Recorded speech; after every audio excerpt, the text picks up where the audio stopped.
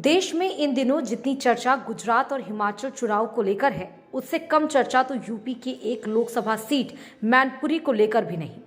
इस सीट पर आखिर क्यों इतनी बातें हो रही हैं? यहाँ के नतीजे कैसे यूपी की राजनीति को बड़े पैमाने पर असर करने वाले बताए जा रहे हैं?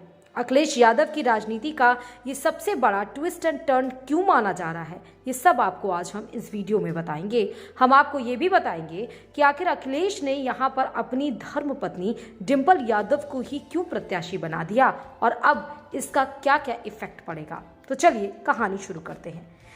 कहानी मैनपुरी लोकसभा सीट की है, जहां साल 1996 से सपा का कब्जा है और मुलायम सिंह यादव यहां से सांसद थे। हाल ही में उनके निधन के बाद से ये सीट खाली हुई और अब यहां उपचुनाव होने जा रहा है। यादव परिवार में साल 2017 के बाद से कलेश चल रहा। अखिलेश और चाचा शिवपाल में पट नहीं रही। मुलायम के निधन के बाद से परिवार की एकता दिखी जरूर थी, लेकिन चुनाव तय होने के साथ ही फिर तेवर बदल गए। कारण ये कि शिवपाल मैनपुरी से चुनाव लड़ना चाहते थे। मुलायम की विरासत संभालने के लिए वो खुद को सबसे मुफीद और डिजर्विंग कैंडिडेट मानते हैं, लेकिन अखिलेश ने उतार दिया डिंपल को, यानी अपनी पत्नी को। अखिलेश शिवपाल की भावनाओं को समझ रहे थे। ऐसे में तेज प्रताप या धर्मेंद्र यादव का नाम तय होने पर बगावत का रिस्क और बड़ा हो जाता। इसीलिए सेफ साइड में डिंपल को ही अखिलेश ने चुना। दूसरा ये भी कि अखिलेश ने यह भी साबित कर दिया कि मुलायम की विरासत पर सिर्फ उनका ही हक है, ना उनके चाचा का, ना भाइयों का। इसीलिए खुद के परिवार के पास ही मैनपुरी की सीट रहे, इसीलिए डिंपल का नाम तय किया। मुलायम के एक बार सीट छोड़ने पर तेज प्रताप यहां से सांसद बने थे, लेकिन नाम धर्मेंद्र का भी चल रहा था। ऐसे में जो भाई साथ है उनमें भी मतभेद ना बढ़े, इसलिए भी अखिलेश ने डिंपल को चुना।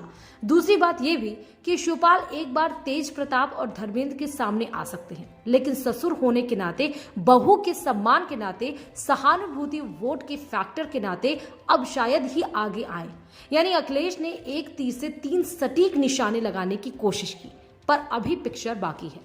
शिवपाल क्या ये जहर का घूंट पी लेंगे? बीजेपी क्या यहाँ की लड़ाई को हल्के में लेगी? कतई नहीं। यह हर कोई समझता है। सियासी गलियारों में अपर्णा के बीजेपी से यहाँ चुनाव लड़ने की बातें भी चल रही हैं। अगर ऐसा हुआ तो बड़ी बहू और छोटी बहू के बीच लड़ाई सीधी होगी और इसकी आंच परिवार विरासत अखिलेश की राजनीति हर तरफ जाएगी। इससे इनकार नहीं किया जा सकता। शिवपाल भले मैदान में ना आए, लेकिन वो किसके साथ रहेंगे ये भी यहाँ के चुनाव में बहुत असर करेगा, जो अखिलेश के लिए या तो खेल बना देगा या बिगाड़ देगा। ये बात भी सही है कि डिंपल के लिए अखिलेश सेफ सीट की तलाश कर रहे थे, तो मैनपुरी से अच्छा कोई विकल्प था ही नहीं। लोकसभा में पार्टी का कोई सांसद नहीं, तो महिला सांसद होने से डबल फायदा की सोच भी अखिलेश के मन में होगी। पर शिवपाल वाली पहेली और सुभाषपा के भी यहाँ मैदान में उतरने ने इस कहानी को दिलचस्प बना दिया। इधर मुलायम की सल्तनत पर आखिरी कील अपर्णा के रूप में ठोकने को भगवा टीम भी तैयार बैठी है। बता दें कि यादव और शाक्य बाहुल्य इस सीट पर ठाकुर मतदाता भी प्रभावी भूमिका में है। इसलिए मैनपुरी उपचुनाव के लिए भाजपा प्रत्याशी के तौर पर कई नाम चर्चा में हैं, जैसे पूर्व सांसद रघुराज शाक्य, पूर्व विधायक ममतेश शाक्य, प्रेम शाक्य, पार्टी के लोकसभा संयोजक प्रदीप सिंह, यहां तक कि अखिलेश यादव के चचेरे भाई धर्मेंद्र यादव के बहनोई अनुजेश प्रताप यादव भी भाजपा के टिकट के दावेदारों में शामिल हैं। अखिलेश ने भले ही मुलायम सिंह के सियासी उत्तराधिकारी के तौर पर अपनी पत्नी डिंपल यादव को मैनपुरी उपचुनाव में उतार दिया हो, लेकिन इतिहास देखें तो विरासत बचाने के मामले में वो बहुत सफल नहीं रही। डिंपल यादव अपने सियासी जीवन की शुरुआत 31 साल की उम्र से कर दी थी।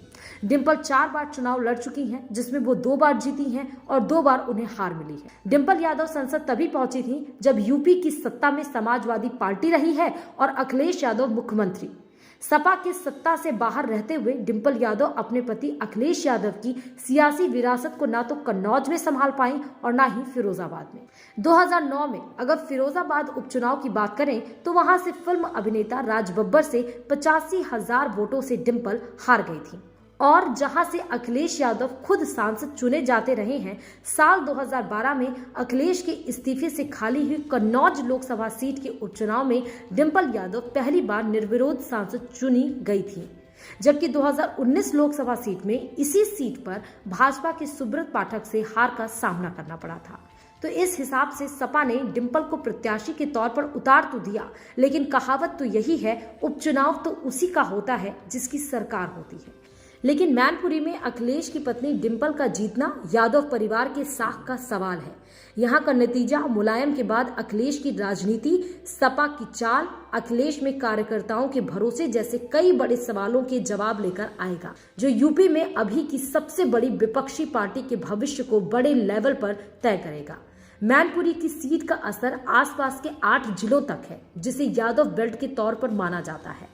2017 चुनाव में बीजेपी ने यहां के 29 में से 23 सीट जीतकर सपा को बहुत पीछे और उसके कोर वोट बैंक पर पकड़ के सवाल को बढ़ा दिया था। डिंपल का यहां से लड़ना, जीतना, क्या वो असर फिर पैदा कर पाएगा या शिवपाल ही सही विकल्प था, ये वक्त तय करेगा। आप क्या सोचते हैं, हमें जरूर बताएं। ब्यूरो रिपोर्ट, खबर प्याली। खबरों की ज्यादा जानकारी के लिए अपने पसंदीदा चैनल खबर प्यारी को लाइक करें, शेयर करें और सब्सक्राइब करें।